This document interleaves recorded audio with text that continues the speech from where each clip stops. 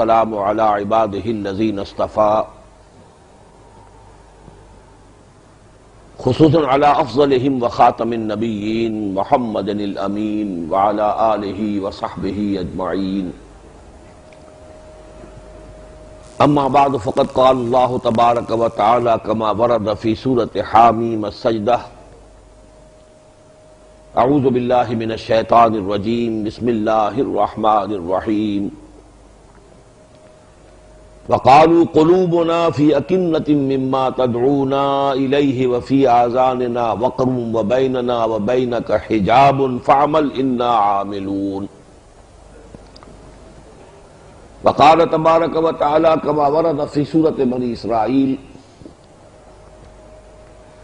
وإذا قرأت القرآن جعلنا بينك وبين الذين لا يؤمنون بالآخرة حجابا مستورا وجعلنا على قلوبهم أكنة أن يفقهوه في آذانهم وقرا وقال عز وجل كما ورد في سورة الفرقان وقال الرسول يا رب إن قوم اتخذوا هذا القرآن مهجورا صدق الله العظيم رب اشرح لي صدري ويسر لي أمري واحلل عقدة من لساني يفقهوا قولي اللهم ربنا الہمنا رشدنا واعذنا من شرور انفسنا اللهم ارنا الحق حقا وارزقنا اتباعه وارنا الباطل باطلا وارزقنا اجتنابه اللهم وفقنا لما تحب وترضى آمین یا رب العالمین۔ معزز حاضرین اور محترم خواتین،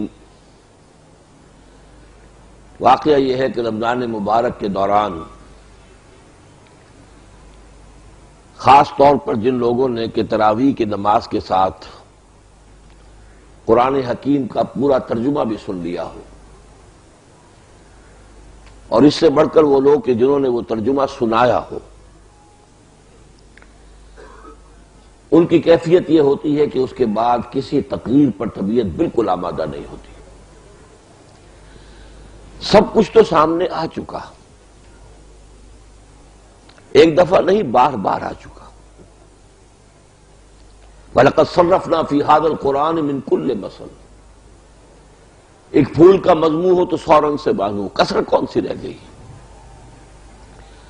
پورا قرآن سن لیا ہو، اس کے بعد بھی ابھی کسی مزید کسی شے کی ضرورت باقی رہ سکتی ہے۔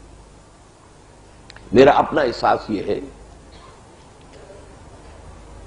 مجھے یاد آ رہا ہے حضرت لبید رضی اللہ تعالی عنہ جو سبع معلقہ کے آخری شاعر تھے، ملک الشعراء، the most celebrated poet of the year, جب ایمان لائے اس کے بعد انہوں نے شعر کہنا چھوڑ دیا۔ حضرت عمر فاروق رضی اللہ تعالی عنہ نے ایک مرتبہ ان سے سوال کیا کہ لبید اب آپ شعر نہیں کہتے؟ ان کا جواب تھا اب بعد القرآن، اب کیا قرآن کے آنے کے بعد بھی کسی شخص کے لیے کوئی موقع ہے کہ کسی ندرت خیال کا اظہار کرے، کوئی خاص بات لوگوں کے سامنے پیش کرے قرآن کے بعد؟ تو میرا کچھ یہی احساس اس وقت بھی ہے۔ ویسے بھی عام طور پر اس موقع پر جو تقاریر ہوتی ہیں، جو ہمارے ہاں کا روٹین ہے، ایک ٹریڈیشن ہے، روایت بن گئی ہے، عظمت قرآن، فضیلت قرآن،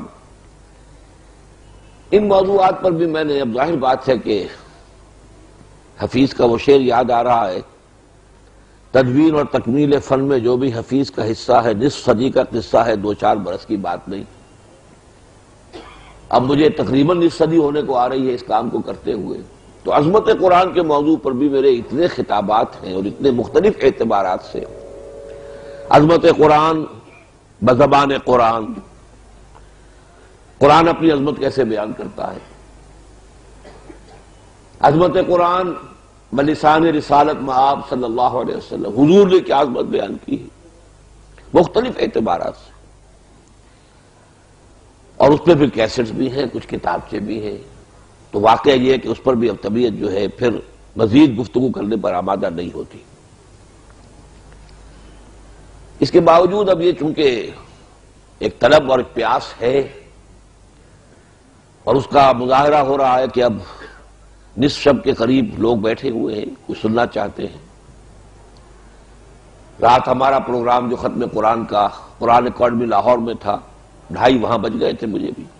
یہاں سے بھی کل جو گئے ہیں ترجمے سے فارغ ہو کر کوئی 3 بجے پونے 3 بجے فارغ ہوئے ہیں۔ اس کے باوجود اگر طلب ہے تو اس کی کچھ نہ کچھ رصد ہونی چاہیے۔ اما من جاءک یسعی وہو یخشی، تو اس کے ساتھ فانت عنہ تلہی والا معاملہ نہیں ہونا چاہیے، بلکہ جو بھی خدمت بن آئے کرنی چاہیے۔ تو میں اس وقت 2 موضوعات پر گفتگو کروں گا۔ ایک موضوع جو ہے اس پر پہلی مرتبہ میں کچھ رات عرض کر کے آیا ہوں اور کچھ اس وقت عرض کروں گا اپنی زندگی میں پہلی بار۔ ادھر میرا ذہن پہلی ہی مرتبہ متوجہ ہوا ہے۔ قرآن مجید میں 2 مقامات پر جب اس دفعہ میں گزر رہا تھا تو ذکر ہوا کہ کچھ لوگ تو دھڑلے سے کہتے تھے حضور سے، اے محمد چاہے جتنا تم ہمیں قرآن سنا لو ہم پر کوئی اثر نہیں ہوگا۔ وقالوا قلوبنا فی اکنۃ مما تدعونا، اب وہ کہتے تھے دھڑلے سے، ڈھٹائی سے، اے محمد ہمارے دل تو غلافوں میں بند ہیں، پردوں میں ہیں، اوٹ میں ہیں، یہ جو آپ بلا رہے ہیں، جو کہہ رہے ہیں، کتنا ہی آپ جو ہے اپنے آپ کو ہلکان کر لیں، ہم پر اس کا کوئی اثر نہیں ہوگا۔ وفی آذاننا وقر، ہمارے کانوں میں تو ثقل ہے، ہمارے کانوں میں آپ کی بات جا ہی نہیں رہی۔ وبیننا وبینک حجاب، اور ہمارے اور آپ کے مابین ایک حجاب ہے۔ فعمل انا عاملون، تو کریں جو آپ کر سکتے ہو، ہم بھی جو کر سکتے ہیں کر رہے ہیں۔ اب دے جسے مولا، یہ بات تو ان کی ہوئی، کفار کی ہوئی، حامی مسجدہ کی آیت ہے یہ جو میں نے سنائی آپ کو۔ سورہ بنی اسرائیل میں اللہ تعالیٰ نے یہ بات فرمائی، وَإِذَا قَرَأْتَ الْقُرْآنَ جَعَلْنَا بَيْنَكَ وَبَيْنَ الَّذِينَ لَا يُؤْمِنُونَ بِالْآخِرَةِ حِجَابًا مَسْتُورًا، اے نبی جب آپ ان لوگوں کو قرآن سناتے ہیں تو ہم آپ کے اور ان لوگوں کے مابین جو آخرت پر ایمان نہیں رکھتے ایک پردہ حائل کر دیتے ہیں، غیر مرئی پردہ، مستور ہے، چھپا ہوا ہے، نظر نہیں آتا، ایک پردہ ہے۔ وَجَعَلْنَا عَلَىٰ قُلُوبِهِمْ أَكِنَّةً، وہی الفاظ یہاں اللہ نے استعمال فرمائے، ہم ان کے دلوں کے اوپر پردے ڈال دیتے ہیں، غلاف چڑھا دیتے ہیں، أَن يَفْقَهُوهُ، کہ وہ سمجھنے نہ پائیں، وَفِي آذَانِهِمْ وَقْرًا، ان کے کانوں میں ثقالت پیدا کر دیتے۔ میرا ذہن ادھر منتقل ہوا کہ کہیں ہم اسی درجے اور مقام تک تو نہیں پہنچ چکے، قرآن کی وہ تاثیر ہم پر کیوں نہیں ہوتی جس کا نقشہ قرآن مجید میں 7ویں پارے کی پہلی آیت میں ہے۔ کچھ لوگ آئے، انہیں قرآن سنایا گیا، وَإِذَا سَمِعُوا مَا أُنزِلَ إِلَى الرَّسُولِ تَرَىٰ أَعْيُنَهُمْ تَفِيضُ مِنَ الدَّمْعِ مِمَّا عَرَفُوا مِنَ الْحَقِّ يَقُولُونَ رَبَّنَا آمَنَّا فَاكْتُبْنَا مَعَ الشَّاهِدِينَ، جیسے ہی انہوں نے سنی وہ آیات جو انہیں پڑھ کر سنائی گئی قرآن کی، تو تم نے دیکھا کہ ان کی آنکھوں سے آنسوؤں کی ندیاں بہہ نکلی اور وہ چیخ اٹھے، پکار اٹھے، پروردگار ہم ایمان لائے، بس ہمیں گواہوں میں ہمارا نام اندراج کروا لے، مندرج فرما لے۔ یہ تاثیر ہم پر کیوں نہیں ہوتی؟ اسی طرح جو حبشہ سے وفد آیا تھا سورہ قصص میں جس کا ذکر ہے، وَإِذَا يُتْلَىٰ عَلَيْهِمْ، جب وہ آیات پڑھ کر انہیں سنائی گئی، قَالُوا آمَنَّا بِهِ إِنَّهُ الْحَقُّ مِن رَبِّنَا، ان کا ہم ایمان لائے، یہ ہمارے رب کی طرف سے حق ہے۔ اور تو اور جنات کا تذکرہ قرآن مجید میں آپ نے بہرحال اس دورہ ترجمہ میں گزرے ہوں گے، سورہ احقاف میں اور پھر پوری سورہ جن، ایک مرتبہ حضور سے قرآن سنا ہے، ایمان بھی لے آئے، دائی بن گئے، مبلغ بن گئے۔ یا قومنا اجیبوا داعی اللہ، اے ہماری قوم لبیک کہو اس اللہ کی طرف پکارنے والے کی پکار پر۔ ایک دفعہ قرآن سنا ہے صرف، اور اس کی یہ تاثیر، مجسم داعی اور مبلغ بن گئے۔ اس کے برعکس معاملہ ہمارا ہے، کیوں ہے؟ کیا وجہ ہے؟ اس کے اسباب پر کچھ گہرائی میں جا کر غور کرنے کی ضرورت ہے۔ میں نے جو چند باتیں سوچی ہیں میں آپ کے سامنے رکھ رہا ہوں۔ ایک تو اس موضوع پر میرا چھوٹا سا مضمون ہے 6 صفحے کا صرف، جو میری تالیف ہے دعوت رجوع القرآن کا منظر اور پس منظر۔ اس میں نے ایک فرق بیان کیا ہے کہ اسلام جب دعوت کے دور میں تھا، دعوت، تحریک، انقلابی جد و جہد، تو پرائرٹیز کچھ اور تھی۔ جب اس نے اسٹیٹ کی شکل اختیار کر لی، ریاست کی شکل اختیار کر لی، تو ترجیحات بدل گئی۔ پہلے ایمان پر زور تھا، اب اسلام پر زور ہے۔ لیگل سٹرکچر کیا ہوگا، اسلامی ریاست کا شہری کون شمار ہوگا، اس کے حقوق کیا ہوں گے، یہ قانونی پہلو۔ ریاست کے بننے کے بعد اب ان کی اہمیت زیادہ ہے، جبکہ وہ تحریکی جہادی دور جو چل رہا تھا اس میں ایمان اور جوش اور ولولہ اور جہاد اور اس پر زور تھا۔ اس دعوتی دور میں، تحریکی دور میں قرآن پر ایمفیسس تھا، ریاستی دور میں آ کر فقہ پر ایمفیسس ہو گیا ہے۔ قرآن تو گیا بیک گراؤنڈ میں۔ یہ ایک بالکل نیچرل معاملہ تھا، فطری۔ جن حضرات کو بھی دلچسپی ہو اس موضوع سے، وہ مضمون میرا ثقیل ہے اور میری تحریروں کے بارے میں شکایت عام، اور میں اب قبول کر چکا ہوں کہ ہاں یہ بات صحیح ہے، ان میں ثقالت ہے، لیکن یہ کہ اس موضوع پر میرے نزدیک وہ بہت ہی ایک جامع اور بہت سے اعتبارات سے بہت اہم تحریر ہے، جو میرے قلم سے کسی وقت کسی خاص کیفیت کے عالم میں نکل گئی تھی۔ تو ایک شکل تو یہ ہے، قرآن کچھ بیک گراؤنڈ میں گیا، اور میں اسے نیچرل کہتا ہوں، فطری کہتا ہوں، تو قانون کی اہمیت زیادہ ہے، فقہ کی اہمیت زیادہ ہے۔ اسی کا ظہور ہے ہمارے سارے دینی مدارس علماء کا اوڑھنا بچھونا فقہ ہے، قرآن تو نہیں ہے۔ قرآن تو تبرک ہے، حصول ثواب کا آلہ ہے، اصل شے جو ہے وہ تو فقہ ہے۔ دوسرے یہ کہ آپ میں سے بہت سے حضرات کے علم میں ہوگا، پروفیسر یوسف سلیم چشتی مرحوم مغفور، ان کا بھی ایک مضمون میں نے کئی مرتبہ شائع کیا ہے، ریپیٹڈلی، بہت عمدہ، بہت جامع، مسلمانوں کے قرآن سے دوری کے اسباب۔ لیکن وہ تو انہوں نے بہت سے اعتبارات سے باتیں کی ہے، لیکن میں ایک بات کا تذکرہ کر رہا ہوں۔ انہوں نے یہ کہا، اور صحیح کہا، کہ جب ملوکیت اور سرمایہ داری کا دورہ ہو گیا مسلمانوں میں، ان دونوں طبقات نے شعوری طور پر فیصلہ کر کے عوام مسلمانوں کو قرآن کی طرف سے ان کی توجہ ہٹا کر دوسری چیزوں پر لگائیں، اس لیے کہ قرآن کنڈم کرتا ہے انہیں اندیشہ تھا کہ اگر یہ مستکبرین کو قرآن جو کچھ بیان کر رہا ہے مستضعفین کے مقابلے میں، اور محرومین کے مقابلے میں مترفین کا تذکرہ جب کرتا ہے، اور وہ لوگ قرآن پڑھیں گے تو ہماری تصویر نظر آ جائے گی انہیں، اس سے ان کے اندر باغیانہ جذبات پیدا ہوں گے، ہمارے خلاف جذبات پیدا ہوں گے۔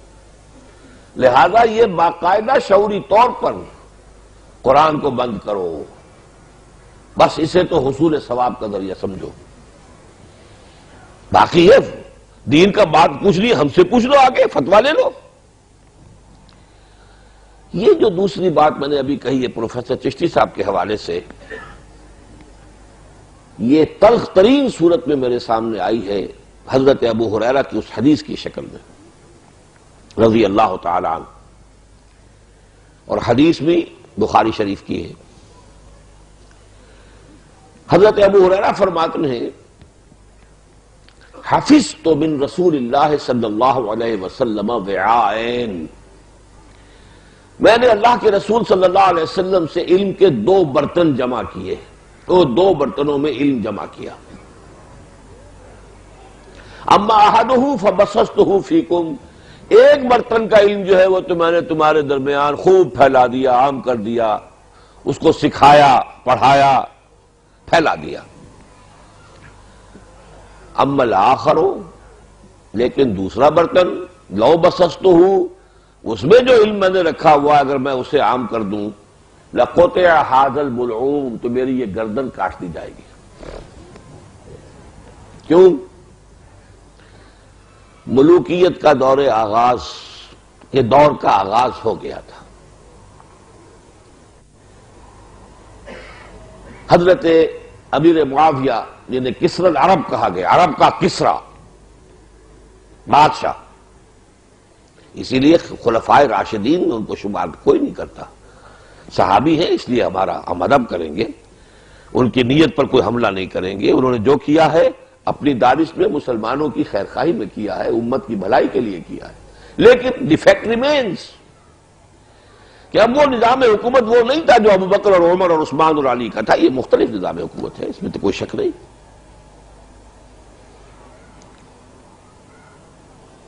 تو سن 57 یا 58 یا 59 میں انتقال ہوا ہے حضرت ابو ہریرہ کا، اور سن 60 میں امیر معاویہ کا۔ گویا کہ دور امیر معاویہ رضی اللہ تعالیٰ عنہ کا اختتامی دور ہے جب انتقال ہو رہا ہے، اور اس وقت صورت یہ ہو گئی تھی کہ کچھ علم قرآن کا اور اسلام کا اور حضور کی تعلیمات کا ایک حصہ وہ ہے کہ جو اگر عام کیا جاتا اس دور میں بھی تو گردن اڑا دینے کا اندیشہ موجود تھا۔ قیاس کن ز گلستان من بہار برا، ایک صحابی رسول کاتب وحی کے دور میں بھی نظام حکومت کے تبدیل ہو جانے کی بنا پر اگر اتنا بڑا فرق واقع ہو چکا تھا، اس کے بعد جب ننگی ملوکیت آئی ہے، جب ننگی بادشاہت آئی ہے، جب عریاں سرمایہ داری آئی ہے، جانتا ہوں میں یہ امت حامل قرآن نہیں ہے، وہی سرمایہ داری بندہ مومن کا دین، جانتا ہوں میں کہ مشرق کی اندھیری رات میں بے ید بیضا ہے پیران حرم کی آستی۔ جب وہ صورت ہوئی تو بہرحال اس کا تو نتیجہ اس سے 1000 گنا زیادہ نکل جانا چاہیے تھا۔ بہرحال یہ تو چیزیں ہیں کچھ تمہیدی۔ اب ذرا آئیے اس پر، اس وقت ان باتوں کی طرف ذہن منتقل ہوا ہے کہ ایک تو معاملہ ہے کہ قرآن مجید جو ہم سنتے ہیں، اب یہ جو ہمارا دورہ ترجمہ قرآن ہے تو ظاہر بات ہے کہ 1/1000 لوگوں نے بھی نہیں سنا ہوگا۔ پاکستان کی کل آبادی کے حساب سے لے لیں تو شاید 1/100,000 بھی نہ بنے، حالانکہ 50-60 مقامات پر ہو رہا ہے ہمارا، کہیں مکمل کہیں تھوڑا مختصر کیا گیا ہے، لیکن یہ کہ 50-60 مقامات پر پاکستان میں بھی ہو رہا ہے۔ اس کے باوجود کیا نسبت ہوگی؟ اب باقی جن لوگوں نے تراویح میں سنا انہیں تو پتہ ہی کچھ نہیں کہ ہم نے کیا سنا، ان سے کیا شکوا، ان پر اثر ہو تو کیسے ہو، ان پر تو تاثیر کا کوئی سوال ہی نہیں۔ اس لیے کہ اس اعتبار سے تو ثواب اعظم کا ہمارا جو ہے دین وہ تو ثوابی دین ہے، ثواب مل جائے گا، اور یہ صحیح ہے، ثواب ملتا ہے، حضور کی حدیث ہے، میں کیسے انکار کر سکتا ہوں۔ قرآن کا ایک حرف بھی پڑھو گے 10 نیکیاں ملیں گی، اور دیکھو یہ نہ سمجھنا کہ الف لام میم ایک حرف ہے، الف ایک حرف ہے، لام ایک حرف ہے، میم ایک حرف ہے، الف لام میم پڑھو گے 30 نیکیوں کا ثواب مل جائے گا، کوئی شک مجھے اس میں نہیں ہے، یہ فرمان نبوی ہے، محمد رسول اللہ صلی اللہ علیہ وسلم کا فرمان۔ البتہ تھوڑی سی اس بات میں اللہ تعالیٰ غریق رحمت فرمائے مولانا سید محمد یوسف بنوری رحمۃ اللہ علیہ کو۔ میں نے جب اس دعوت رجوع القرآن کا آغاز کیا ہے 68 میں، 31 برس تو اب مجھے ہو گئے براہ راست اس کام کو کرتے ہوئے، میں پہلے سے کر رہا تھا لیکن ایک مہم، ایک تحریک کی حیثیت سے، اور اسی مقصد سے لاہور نقل مکانی کر کے جا کر میں نے کام شروع کیا، ورنہ میں لاہور آ گیا تھا سن 54 میں MBBS کرنے کے بعد لاہور چھوڑ کر منگومری جو اب سائیوال کہلاتا ہے آ چکا تھا، پھر 65 میں واپس گیا ہوں کہ وہاں سے دعوت شروع کرنی ہے۔ فی ام القری، شہروں کی ماں، جڑ، بنیادی ثقافتی اعتبار سے پاکستان کا مرکز جو ہے وہ لاہور تھا۔ اب بہت کچھ تبدیلی ہو چکی ہے حالات میں۔ اس وقت میں نے تقریریں کی تھی مسجد خضرہ سمن آباد میں، مسلمانوں پر قرآن مجید کے حقوق، 68 کی بات ہے۔ 70 کا میں نے پورا رمضان مبارک جو ہے وہ مدینہ منورہ میں بسر کیا، الحمدللہ سعادت اللہ نے عطا فرمائی۔ آخری عشرے میں مولانا بنوری رحمۃ اللہ علیہ تشریف لے آئے وہاں اعتکاف کے لیے۔ میں نے یہ کتاب ان کی خدمت میں پیش کیا کہ مولانا میں نے یہ لکھا ہے اور میں اسے بہت عام کرنا چاہتا ہوں، آپ ذرا دیکھ لیں کہیں کوئی غلطی ہو تو مجھے متنبہ فرما دے تاکہ میں اصلاح کر دوں، تاکہ غلط شے جو ہے اس کی اشاعت کا میں ذمہ دار نہ بن جاؤں۔ حالت اعتکاف میں انہوں نے میرا وہ کتابچہ پڑھا، ایک جگہ تھوڑی سی ترمیم کی، لیکن وہ ترمیم ایسی، واقعہ یہ ہے کہ جس سے جو میرا مفہوم تھا وہ بھی اجاگر ہو گیا مزید، لیکن اس میں جو غلط پہلو نکل سکتا تھا اس کی اصلاح بھی ہو گئی۔ میں نے کہیں لکھ دیا تھا کہ یہ ٹھیک ہے کہ اگر کوئی شخص ان پڑھ ہے، اب اس عمر سے بھی گزر گیا، کچھ پڑھ ہی نہیں سکتا، وہ شخص تو قرآن ویسے بھی پڑھتا ہے، پڑھ نہیں سکتا تو صرف یہ وضو کر کے بیٹھے، قرآن کو سامنے رکھے، انگلی پھیرتا رہے اور روتا رہے اپنی محرومی پر کہ اللہ میں تیرے اس کلام کو پڑھ نہیں سکتا، اس سے بھی ثواب ملے گا۔ لیکن جس نے پی ایچ ڈی کیا ہو، جس نے ایم ایس سی کیا ہو، جس نے یہ پڑھا ہو، جس نے وہ پڑھا ہو، 25 30 سال تک مسلسل پڑھتے ہی رہے ہو، وہ قرآن کو بے سمجھے پڑھے تو انہیں کوئی ثواب نہیں ملے گا۔ اس کو انہوں نے کہا نہیں، یہ غلط ہے، وہ عمل نیکی کا ہے، اس کا ثواب ملے گا۔ یہ منکرین سنت نے اس طرح کا زیادہ شور پیدا کر دیا ہے کہ کوئی ثواب نہیں، بغیر سمجھے پڑھنے میں کوئی ثواب نہیں۔ وہ اپنی جگہ ایک عمل ہے، ایک شخص نے محنت کی ہے، وقت نکالا ہے، ظاہر بات ہے آج وقت آسانی تو نہیں لوگوں کے پاس، جو شخص وقت نکال کر بیٹھا ہے قرآن پڑھنے کے لیے، تو یہ گویا کہ ایک میکینیکلی بھی یہ بات ثابت ہوتی ہے کہ اس کا کچھ نہ کچھ ریگارڈ، کچھ نہ کچھ تو اس کو ملنا چاہیے نا، اس نے وقت نکالا اپنا۔ تو کہا یوں نہ لکھو، یوں لکھو کہ ایسے لوگ اگر قرآن کو بغیر سمجھے پڑھیں گے تو ہو سکتا ہے کہ تلاوت کے ثواب سے اعراض عن القرآن کی سزا بڑھ جائے۔ یہ تو ڈیبٹ کریڈٹ ہوتا ہے نا، تم نے تلاوت کی تو ثواب مل گیا، سمجھا نہیں، اس کا کوئی جرمانہ بھی ہوگا کہ نہیں؟ پھر ہو سکتا ہے جرمانہ بڑھ جائے، لینے کے دینے پڑ جائے۔ تو جو مقصود میرا تھا وہ تو اور نکھر گیا۔ اب اسی شکل میں ہے یہ عبارت ہمارے اس کتابچے کے اندر، میں نے اس کی اصلاح کر دی کہ بات بھی پوری ہو گئی، اور وہ یہ کہ ایک غلط فکر کو تقویت بھی حاصل نہ ہوئی کہ بغیر سمجھے سے پڑھنے کا فائدہ کوئی نہیں۔ بھائی پڑھو، ٹھیک ہے، کیا پتہ آج پڑھنے کے لیے جو آمادگی ہے وہ کل اس کے اندر سمجھنے کا مادہ بھی پیدا ہو جائے، تو ڈیناؤنس نہ کرو، البتہ یہ کہو کہ بھائی پڑھو، سمجھو، یہ بھی سمجھنا ضروری ہے، عربی سیکھو، یہ ضروری ہے۔ کیا جواب دو گے اللہ کے ہاں؟ انگریزی اتنی پڑھ لی کہ انگریزوں کو پڑھا دیں، حالانکہ اس کا ہماری زبان سے کیا سروکار؟ ہم داہنی طرف سے الف بیتے چلاتے ہیں، وہ بائیں طرف سے ABCD چلاتے ہیں، کوئی تعلق ہی نہیں، کوئی ہماری ووکیبلری مشترک نہیں، کچھ نہیں، مزاج مختلف۔ جبکہ عربی زبان کا معاملہ یہ کہ وہی اس کے الفابیٹس ہیں، وہی اس کا مزاج ہے۔ ہماری اپنی زبان میں، ہماری بولی میں عربی کے کتنے الفاظ ہیں؟ الفاظ کس زبان کا لفظ ہے؟ عربی کا ہے۔ کہاں سے لائیں گے؟ حرف کس زبان کا لفظ ہے؟ عربی کا ہے۔ آپ کوئی بھی بامانی کوئی جملہ جو ہے بولنے پر قادر ہی نہیں ہے جس میں عربی کا لفظ نہ آ جائے۔ بس کھانا کھایا، روٹی کھا لی، یہ اس قسم کے جملے کی بات میں نہیں کر رہا ہوں، لیکن یہ کہ ویسے کوئی جملہ ہو، باقی تحریر کا ہو، تقریر کا ہو، تقریر عربی کا لفظ ہے، جملہ عربی کا لفظ ہے، کون سے لفظ کے بغیر آپ جائیں گے؟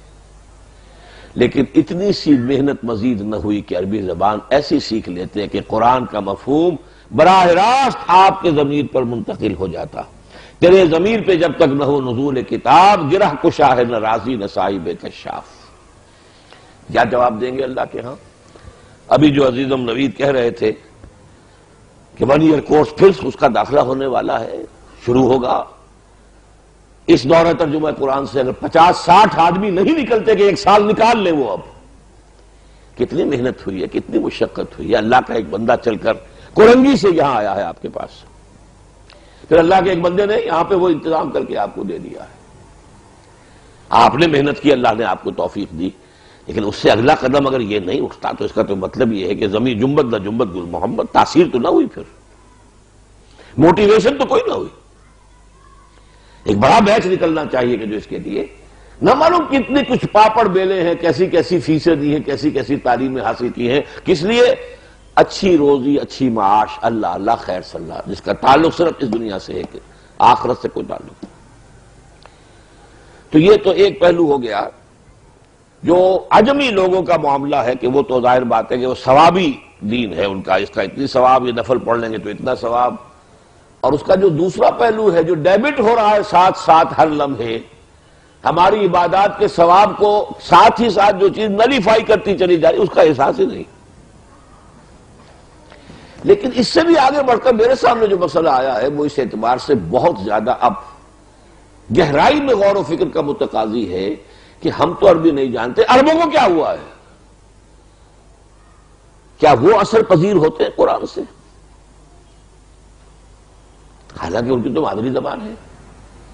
اگر وہ اثر پذیر ہوتے قرآن سے اور ان پر قرآن کی تاثیر کو رنگ دکھاتی تو آج یہ حال ہوتا، یہ بیڑا غرق ہو رہا ہوتا عالم عرب کا۔ پورا شمالی افریقہ کا ساحل جو ہے مسلمان ممالک بدترین مغربیت کا شکار، بدترین۔ کہیں اسلام تو سعودی عرب میں عمرہ اور حج کی جو ہے چلت پھرت اس کا اسلام ہے، باقی اور کا اسلام کہاں ہے؟ عربوں پر اثر نہیں ہو رہا قرآن کا، تو کیا وجہ ہے؟ کیا واقعی وہ حجاب اللہ نے ہمارے اور قرآن کے مابین کھڑا کر دیا جس کا ان آیات میں ذکر ہے؟ جعلنا بینک وبین الذین لا یؤمنون بالآخرۃ حجابا مستورا، اور وہ جو کہتے تھے کہ وبیننا وبینک حجاب، یہ حجاب ہیں، ذرا گنیے وہ حجاب کون کون سے ہیں۔ میں نے غور کیا تو مجھے نظر آیا کہ سب سے بڑا حجاب جو ہے irrelevance کا ہے۔ ہم قرآن کو پڑھتے ہوئے یہ محسوس کرتے ہیں، برا نہ مانیے میں کچھ ننگی باتیں ننگے الفاظ میں کچھ کہوں گا، کہ ہم سے کیا تعلق اس کا؟ This Quran is not relevant to us۔ کیوں؟ مکی قرآن کا تجزیہ کیجئے، اس میں سب سے زیادہ مباحث ہیں ایمان کے۔ بھئی ہم تو مانتے ہیں پہلے ہی سے، تو ہم سے تو متعلق ہی نہیں ہے بحث، وہ تو ہم سن لیتے ہیں، ٹھیک ہے، ہم تو مانتے ہیں، اللہ کو مانتے ہیں، آخرت کو مانتے ہیں، رسالت کو مانتے ہیں، تو ہم سے تو ساری بحثیں جو ہیں irrelevant ہو گئی، لمبی سے لمبی بحثیں چلی جا رہی ہیں، بعث بعد الموت پر، اللہ کی توحید پر، شرک کی نفی پر، تو اللہ کی قدرت کے مظاہر۔ معلوم ہوا کہ ہمارے لیے ان کا کوئی ریلیونس نہیں۔ اور آگے چلیے شرک کی بات ہو رہی، ہم تو موحد ہیں، ہمارے تو کوئی بت نہیں، نہ لات نہ عزا نہ منات نہ کچھ بھی نہیں،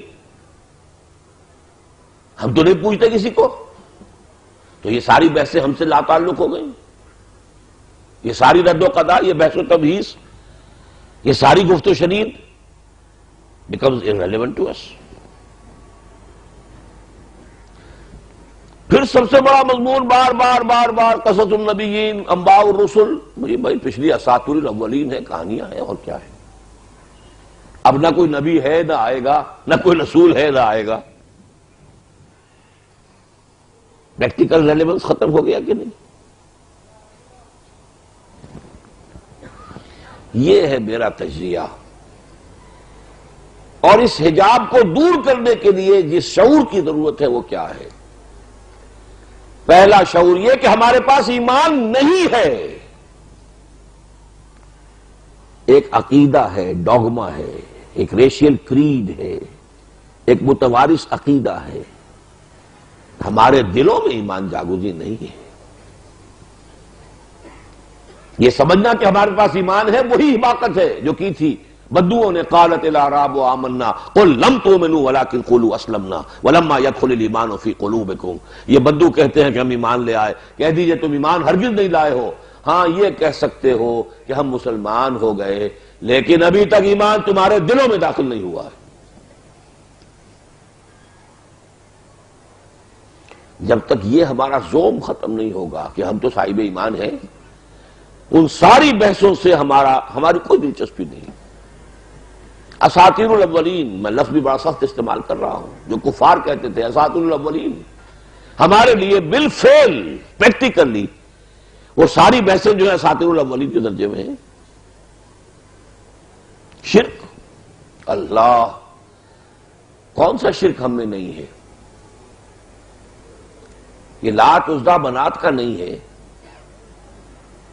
لیکن جو قوم نوح کے 5 بڑے بڑے ان کے معبود تھے، ودن ولا سوان ولا یغوث و یعوق و نسرا، یہ کون تھے؟ اولیاء اللہ تھے جن کے ناموں پر بت تراش لیے گئے تھے. کیا یہ شرک ہمارے عوام کے اندر ان کے پورے رگ و پے میں سرایت کیے ہوئے نہیں ہے؟ اور کیا اسی شرک کی مزید تقویت جو ہے ہمارا جو پولیٹیکل ایلیٹ ہے، جو ہمارا طبقہ سب سے اونچا ہے، الیکشن جیتا ہے تو داتا دربار پر حاضری ہو رہی ہے، الیکشن لڑنا ہے تو داتا دربار پر حاضری ہو رہی ہے. کیا ہے یہ؟ ان مداروں پر کیا ہو رہا ہے؟ صرف یہ فرق کہ آپ نے مورت نہیں بنائی، اور کون سا فرق ہے؟ کیا ان کے جو تصورات ان کے معبودان باطل کے بارے میں تھے، سرے منہ پہ فرق ہے ہمارے ہاں ہمارے عوام کے اندر جو اولیاء اللہ کا جو تصور ہے اس میں کوئی فرق ہے؟ تلخ حقائق کو دیکھنا ہوگا. جب تک نہ زندگی کے حقائق پہ ہو نظر، تیرا زجاج ہو نہ سکے گا حریف سنگ. ڈرتے ڈرتے ایک بات کہہ رہا ہوں، ڈرتے ڈرتے دوسروں نے اپنے رسولوں میں کی محبت میں غلو کیا. یا اہل الکتاب لا تغلوا فی دینکم، دیکھو غلو نہ کرو. عیسیٰ ابن مریم اس کے سوا کچھ نہیں کہ اللہ کے رسول ہیں. پڑھا کتنی مرتبہ پڑھا؟ ہم نے کوئی کسر چھوڑی ہے؟ سرور کائنات، سرور دو عالم کے معنی کیا ہیں؟ بولیے کیا معنی؟ کائنات کا بادشاہ؟ کیا اللہ کے سوا کسی اور کے لیے یہ لفظ درست ہے؟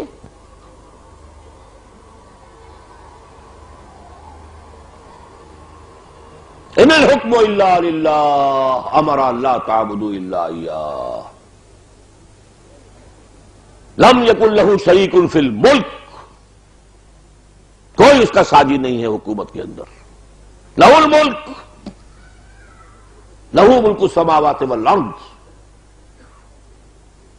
لا یشرک فی حکمہ احدا. کہاں یہ نصوص قطعیہ،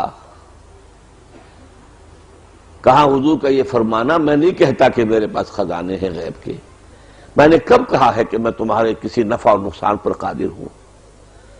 میں تو یہ بھی نہیں جانتا میرے ساتھ کیا ہوگا، تمہارے ساتھ کیا ہوگا. ان ادری ما یفعل بی ولا بکم. میری حیثیت تو یہ ہے تمہاری طرح کا انسان ہوں، ہاں مجھ پر وحی آئی ہے، اس وحی کو تم تک پہنچانے کا میں ذمہ دار ہوں، اس پر مامور ہوں. تم سنو گے تب بھی پہنچاؤں گا، نہیں سنو گے تب بھی پہنچاؤں گا، تم گالیاں دو گے تب بھی پہنچاؤں گا. یہ ہے پوزیشن جو نبی کی آتی ہے. کتنی دفعہ آئی ہے یہ پوزیشن قرآن میں؟ تو واقعہ یہ ہے کہ ان اعتبارات سے غور کیجئے کہ ہمارا جو قرآن مجید کے ساتھ متعلق ہونے کا تصور ہے وہ ان حجابات کی وجہ سے ختم. قرآن ہم سے متعلق ہی نہیں. زیادہ سے زیادہ یہ ہے کہ کہیں پر نماز کا ذکر آ گیا، کہیں روزے کا ذکر آ گیا، کہیں کچھ اخلاقی تعلیم، وہ ہم سمجھتے ہیں کہ ہاں یہ اس کا تعلق ہم سے ہے. یہ ٹوٹل قرآن کا کتنا حصہ ہوگا؟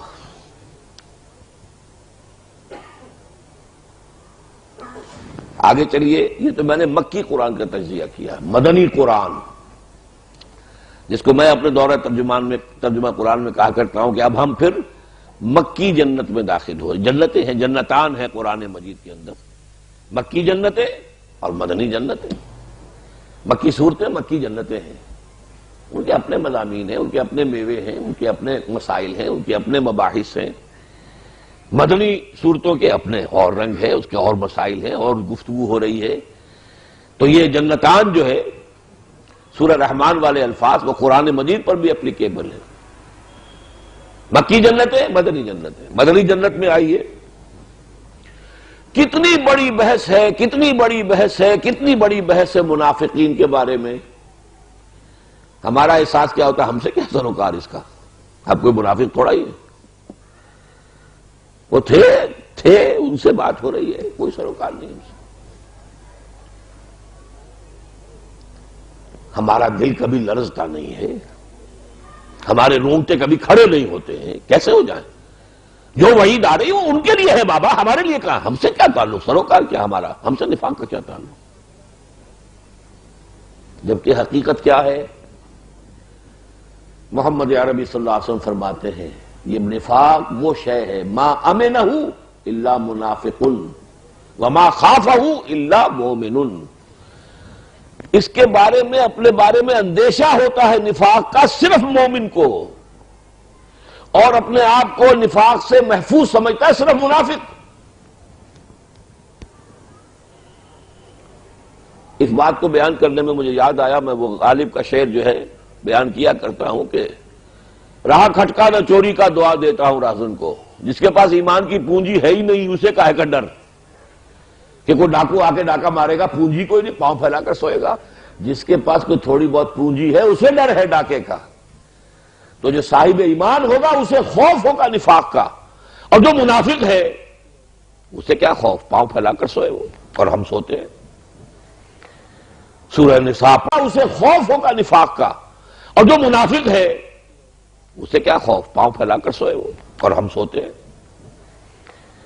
سورہ نساء پڑھ جائیے پوری، سورہ توبہ پڑھ جائیے، کلائمیکس ہے جو نفاق کے موضوع پر، سورہ منافقون پڑھ جائیے، لیکن ہمیں کسی مرحلے پر یہ محسوس نہیں ہو سکتا کہ اس کا ہم سے کوئی تعلق ہے۔ حجاب طاری کر لیا ہے، ہم سے کیا سروکار اس کا؟ جبکہ کیفیت یہ ہے عمر فاروق کی رضی اللہ تعالی عنہ، جن کے بارے میں حضور نے فرمایا میرے بعد نبی ہوتا تو یہ عمر ہوتے۔ عمر جس راستے سے جاتا ہے شیطان اس سے قدمی کترا کر دوسرے راستے کو نکل جاتا ہے، اور ہر نبی کے امتیوں میں محدث ہوتے تھے جن سے اللہ بات کرتا تھا، میری امت کا محدث عمر ہے، اور وہ عمر یہ کہہ رہا ہے انشدو کا باللہ یا حذیفہ، اے حذیفہ میں تمہیں اللہ کی قسم دے کر پوچھتا ہوں کہیں میرا نام تو ان منافقوں کی فہرست میں نہیں تھا جو حضور نے تمہیں بتائی تھی؟ یہ ہے وہ چیز، اگر اس سے اپنے آپ کو محفوظ اور معمون اور مسعون اور بالکل بری اور پاک اور عرفہ اور اعلیٰ اور منزہ نہ سمجھیں تو پھر ہمیں ان آیتوں سے بھی کچھ ملے گا، کچھ فائدہ ہوگا، کچھ ہمارے جو ہے زنگ دھلیں گے، کچھ میل جو ہے وہ صاف ہوں گے، لیکن جب سروکاری نہیں، تعلق ہی نہیں۔ اب آئیے مدنی جنتوں کی کہ بہت بڑے بڑے میوے، جہاد فی سبیل اللہ، قتال فی سبیل اللہ، انفاق فی سبیل اللہ، اب یہ ساری چیزیں تو فرض کفایہ ہیں، چھٹی کہاں تعلق رہے؟ فرض عین تو نماز ہے، وہ ہم پڑھتے ہیں، فرض عین روزہ ہے، ہم رکھے، ہم نے پورے رکھے، 29 رکھے۔ یہ چیزیں جو ہیں یہ تو خاص وقت کی تاریخ کہہ لیں، ان کو فرض کفایہ کہہ لیں، جہاد کو لازم تو نہیں، وہ حصہ بھی ہم سے منقطع ہے، کوئی تعلق ہی نہیں۔ پڑھ جائیں گے پوری سورہ سب پڑھ جائیں گے، لیکن مجال ہے کہ ذرا سا انٹروسپیکشن ہو، ذرا سا انسان اپنے اندر جو ہے درو بینی سے کام، لیکن میں کہاں کھڑا ہوں؟ غالباً شیخ سعدی کا شعر ہے یہ کہ جان جملہ علم ہا این است این تاب دانی من کیم در یوم دین، کل علم کا خلاصہ لب لباب یہ ہے کہ تم یہ جان لو کہ قیامت کے دن تم کہاں کھڑے ہوگے، منافقوں کی فہرست میں ہوگے یا مومنوں کی فہرست میں ہوگے۔ تابدانی من کیم در یوم دین، سورہ صف پوری پڑھ گئے، کوئی ارتعاش تک نہیں ہے ہمارے اعصاب کے اوپر، کوئی فکر نہیں، کیا ہے یہ چیزیں ہیں، یہ فرض کفایہ ہے، اس کا کوئی تعلق ہر مسلمان کی زندگی سے نہیں ہے۔ مدنی قرآن میں اگر کوئی شے ذرا سی ہم سے متعلق نظر آتی ہے تو عبادات ہیں، کچھ احکام حرام حلال کے، سور نہیں کھانا، شراب نہیں پینی، وہ بھی ٹھیک ہے، وہ بھی سمجھ میں آتا ہے، ریلیونٹ ہے چیزیں، بس۔ پھر کہوں گا کہ ان کا حساب لگائیے مدنی صورتوں کا کتنا حصہ ہوگا جو ان چیزوں سے مشترک،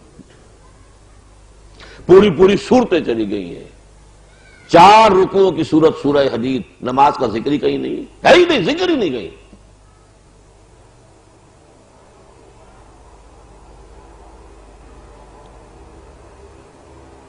کس چیز کی اہمیت ہے، واٹ از واٹ،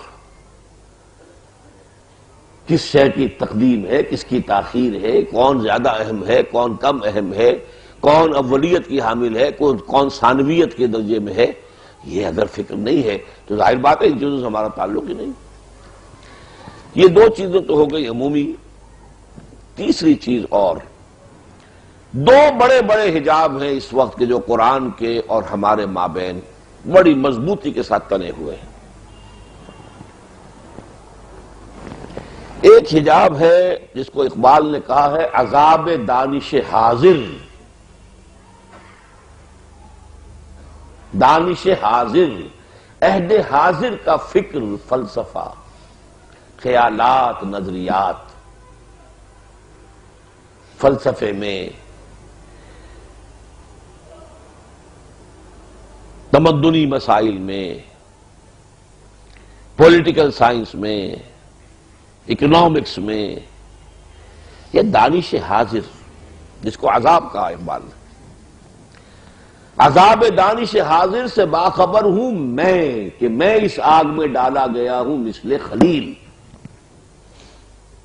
مجھے اللہ نے، ان کا کہنا یہ ہے کہ مجھے فلسفے میں ڈال دیا، گورنمنٹ کالج لاہور میں فلسفہ میں پڑھ رہا ہوں، انگریز آ کے وہاں پر آرنلڈ ہیں، یہ ہے وہ ہے، پڑھا رہے ہیں، تو مجھے جس عذاب میں اللہ نے ڈالا ہے، پھر جا کر میں انگلستان میں، جرمنی میں ان کے جدید نظریات پڑھ رہا ہوں، تو مجھے پتا ہے ان کی کاٹ کتنی ہے، یہ زہر کیسا ہے۔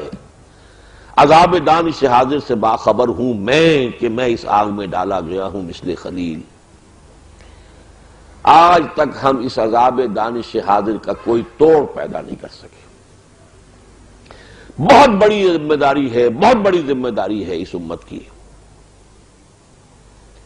ایک دور آیا تھا کہ جب کہ یونان کا فلسفہ آیا تھا، اسی طریقے سے آیا تھا، اسی طرح چھا گیا تھا، منطق کے میدان میں، فلسفے کے میدان میں، تصوف کے میدان میں، سب میں آ کر یونان چھا گیا تھا۔ لیکن کچھ شخصیتیں ابھریں، غزالی اور ابن تیمیہ، انہوں نے ان کا پورا کانا بانا توڑ کر رکھ دیا۔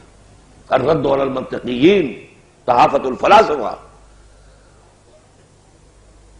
آج نہیں ہوا ایک لہجے کا اقبال، لیکن اس کے بعد اقبال کے نام سے بھی اکیڈمیز بن گئی، یہ ہو گیا، وہ ہو گیا، ایوان بن گیا کروڑوں روپے کا، اور یہ سب کچھ ہے، لیکن وہ اس کا نام بک رہا ہے۔ ہر کسے از ظن خود شد یار من، وز درون من نہ جست اسرار من۔ یہ سب اپنے خیال میں میرے دوست اور میرے ساتھی بنے ہوئے ہیں، میرے اندر جھانک کر کسی نے دیکھا ہی نہیں کہ میرے اندر درد کون سا ہے۔ یہ دانش حاضر ہے جو اس وقت پورے جو عرب ممالک ہیں، اور وہ ہم سے بیچارے اس معاملے میں زیادہ مظلوم ہیں۔ ہمارے ہاں یہ دانش حاضر جو ہے دیر میں آیا، وہاں جلدی آ گیا تھا، بس کے بہت قریب تھے۔ میڈیٹرینین سی کہلاتا ہے، وہ سی کیا ہے؟ ایک بڑی سی جھیل ہے، ادھر وہ ہے، فرانس ہے، اٹلی ہے، اسپین ہے، یہ ممالک ہیں، اور ادھر یہ بیچارے، یہ ٹونس ہے اور الجزائر ہے اور لیبیا ہے اور مصر ہے۔ تو وہ دانش بھی آیا اور وہاں سے ان کی ثقافت بھی آئی، جس ہمارے ہاں ثقافت بھی دیر میں آئی ہے۔ انگریز آیا تھا حکمران، لیکن وہ اتنے کم تھے تعداد میں کہ وہ ہماری ثقافت پر بہت جلدی اثر نہیں ڈال سکے تھے۔ ضلع میں 4-5 افسر ہیں انگریز، اللہ اللہ خیر صلی اللہ، باقی سب دیسی جو ہے وہ کارکن ہوتے تھے۔ بہرحال یہ ابھی تک ایک بہت بڑا قرض ہے، بہت بڑا قرض ہے اس امت پر۔ قرآن سے سب سے بڑا حجاب یہ دانش حاضر، جب تک کہ اس کے پردے کو چاک نہیں کیا جائے گا۔ شعر تو اچھا نہیں ہے، اس متن میں پڑھنے کے لیے لفظ اس میں ذرا ثقیل آیا ہے، لیکن یہ کہ وہ جو کبھی کہا تھا ظفر علی خان نے کہ تہذیب نو کے منہ پہ وہ تھپڑ رسید کر جو اس حرام زادی کا حلیہ بگاڑ دے، تو جب تک اس دانش حاضر کا حلیہ نہ بگاڑنے والے پیدا ہو جائیں تو ہمارے اور قرآن کے درمیان حجاب رہے گا۔ ذہنوں پر تو تسلط ہے، ان کی فکر کا، ان کی سوچ کا، ان کے نظریات کا، ان کے افکار کا۔ گلا تو گھونٹ دیا اہل مدرسہ نے تیرا، کہاں سے آئے صدا لا الہ الا اللہ۔ اچھا، یہ تو کوتاہی اب ہم اپنے اہل علم کی بھی کہیں گے، اپنے دانشوروں کی بھی کہیں گے۔ ایک اور کوتاہی جو ہمارے خالص علماء کے طبقے کی طرف سے ہوئی ہے، وہ کوتاہی یہ کہ قرآن مجید نے جس شے کو قرار دیا تھا کہ وہ میری صداقت کو مبرہن کرنے کا ذریعہ بنے گی چیز، اس سے علماء نے اپنے آپ کو بالکل منقطع کر دیا۔ سورہ حامیم سجدہ سے آپ گزرے، آپ نے پڑھا ہوگا نا، سَنُرِيهِمْ آيَاتِنَا فِي الْآفَاقِ وَفِي أَنفُسِهِمْ حَتَّى يَتَبَيَّنَ لَهُمْ أَنَّهُ الْحَقُّ۔ ہم انہیں آفاق اور انفس میں اپنی نشانیاں دکھائیں گے۔ یہ آفاق کو پروب کر رہی ہے سائنس، فزکس کر رہی ہے، اسٹرانومی کر رہی ہے، یہ پروبنگ ہو رہی ہے آفاق کی، نئے نئے حقائق سامنے آ رہے ہیں۔ کبھی سمجھتے تھے یہ کائنات ہمیشہ سے ہمیشہ رہے گی، آج انسان آ گیا نہیں، it has a beginning and an end. لیکن علماء کو کیا پتا،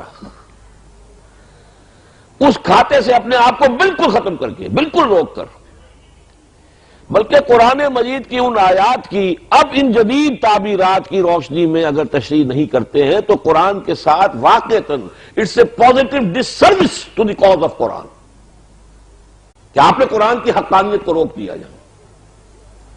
اس میں اصولی بات سمجھ لیجئے، ایک ہے دین کا عملی حصہ، یہ کرو یہ نہ کرو، یہ حلال یہ حرام، اس میں ہمیں زمانے کا ساتھ نہیں دینا، پیچھے جانا ہے، دوڑ پیچھے کی طرف ہے گردش ایام تو۔ عمل کے اعتبار سے دین مکمل ہو گیا محمد رسول اللہ صلی اللہ علیہ وسلم پر۔ الیوم اکملت لکم دینکم واتممت علیکم نعمتی ورضیت لکم الاسلام دینا۔ تو آج کے نئے نئے مجتہد جو بیان کرتے ہیں وہ پردہ بھی ضروری نہیں ہے، یہ بھی ضروری نہیں ہے، وہ بھی ضروری نہیں ہے، ان سے نہیں، پیچھے جائیے، اسلاف کی طرف جائیے، اسلاف سے بھی آگے جائیے، ائمہ مجتہدین تک جائیے، ائمہ مجتہدین سے بھی آگے جائیے، صحابہ کرام کے دور تک جائیے، ان سے بھی آگے جائیے، محمد رسول اللہ کے قدموں میں پہنچ جائیے، جو انہوں نے فرمایا بمصطفیٰ برساں خیش را کے دی ہماؤس اگر بؤ نہ رسیدی تمام بولا بیست۔ یہ ہے دین کا عملی پہلو، قرآن کے علمی پہلو، حقائق کونیہ کی طرف جو اشارے کیے ہیں، جن کو اپنی نشانیاں قرار دیا ہے، ان فی خلق السماوات والارض واختلاف اللیل والنہار والفلک التی تجری فی البحر بما ينفع الناس وما انزل اللہ من السماء من ماء فاحیا به الارض بعد موتها وبث فیہا من دابۃ وتصریف الرياح والسحاب المسخر بین السماء والارض لآیات لقوم یعقلون۔ یہ تو اللہ کی نشانیاں ہیں، اللہ کی آیات ہیں، اور جتنا کچھ قرآن کے نزول کے وقت تک انسان ان آیات سے واقف ہوا تھا، قرآن نے کہا نہیں، ابھی ہم اور آیات اپنی دکھائیں گے۔ یہ سائنٹیفک ترقی کی طرف سے اشارہ قرآن خود کر رہا ہے، ہم اور دکھائیں گے، اور دکھائیں گے۔ آفاق و انفس کے حقائق پر تمہاری اور رسائی ہوگی، اور جتنا جتنا تم پہنچو گے تم پر یہ بات مبرہن ہوتی چلی جائے گی کہ قرآن حق تھا۔ جو کلمہ حق کہا ہے اس دور میں ڈاکٹر مورس موکائی، فرینچ سرجن تھے، یہ پہلے دین سے، پورے دین سے ہی، مذہب سے بالکل برگشتہ تھے، لیکن مجھے معلوم ہوا ہے کہ غالباً شاہ فیصل سے انہوں نے کہیں علاج کرایا تھا اس سے، پھر وہاں کچھ گفتگو ہوئی اور انہوں نے وعدہ لے لیا تھا کہ تم قرآن پڑھو پہلے، اور قرآن پڑھنے سے پہلے عربی سیکھو پھر قرآن پڑھو۔ اس نے وہ وعدہ کر لیا اور وعدہ پورا کیا ہے، جس کا نتیجہ یہ نکلا ہے مسلمان بھی ہو گیا، وہ کتاب لکھی دی قرآن دی بائبل اینڈ سائنس۔ آج تک وہ کہتا ہے کہ سائنس کے سارے اکتشافات اور انکشافات، ان سب میں کوئی ایک شے ایسی نہیں آئی جو قرآن کے کسی ایک لفظ کو بھی غلط قرار دیتی ہو، بلکہ معلوم ہوا کہ اس وقت لوگ نہیں سمجھے تھے، آج وہ حقیقت منکشف ہوئی ہے۔ اس وقت ترجمہ کر دیا گیا علقہ، علقہ جمے ہوئے خون سے پیدا کیا۔ بھائی کہاں سے جمع ہوئے خون آ گیا؟ اب ظاہر بات ہے کہ ایمبریولوجی نہیں پڑھی تھی، کچھ پتہ نہیں تھا ہمارے مفسرین کو، اب علقہ کا ترجمہ کیا کریں؟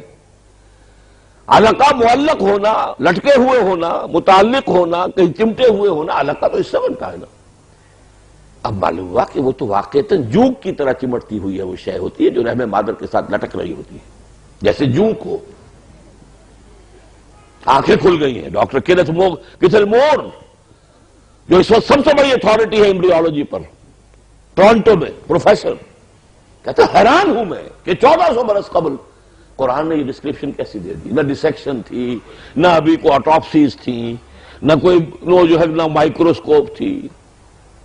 فی ظلمات ثلاث، 3 اندھیروں میں اللہ تعالیٰ تمہاری نقشہ کشی کرتا ہے۔ ایبڈومینل وال ہے، پھر رحم مادر کی دیوار ہے مضبوط، پھر وہ جھلی ہے جس میں کہ وہ بچہ لپٹا ہو۔ تین پردوں میں اللہ نقش گری کر رہا ہے، تمہاری ناک بنا رہا ہے، کان بنا رہا ہے۔ فی ظلمات ثلاث، یہ چیزیں، لیکن جب یہ پڑھنی نہیں، نہ سائنس پڑھنی ہے، اور اگر سائنس کے اعتبار سے کوئی ذرا سی کوئی ایک نقطۂ نظر کے اندر کوئی تعویل کرے، کوئی ندرت قرآن مجید کے حقائق کو سامنے لائے، اس پر کفر کا فتویٰ لگ جائے گا۔